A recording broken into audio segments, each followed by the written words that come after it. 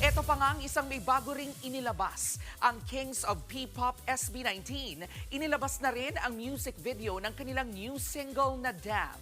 Nasa frontline ng balitang yan, si News 5 digital producer Von Bilinario.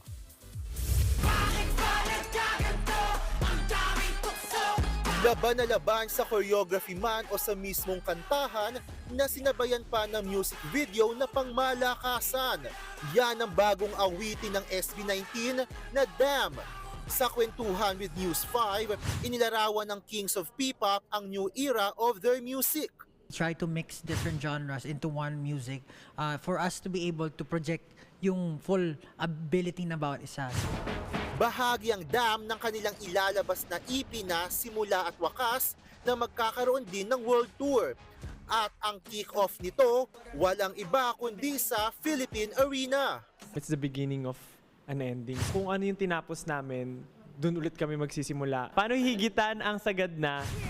Hindi pa man nagsisimula ang ticket selling, ang mga 18 o yung fandom nila, ready na raw i-sold out agad-agad ang event. Kaya naman ang Mahalima, overwhelmed sa pagmamahal at suporta ng kanilang fandom.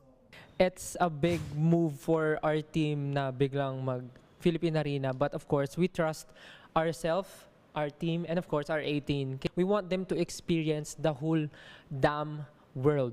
So parang yun yung gusto namin talagang gawin. Kaya we are very happy sa ginagawa ng 18. Available na ang Damn sa lahat ng streaming platforms. Ang world tour naman nila ay magsisimula this May, habang ang bagong EP ay malapit na ring ilabas sa publiko. Nagbabalita mula sa frontline, Von Bilinario, News 5.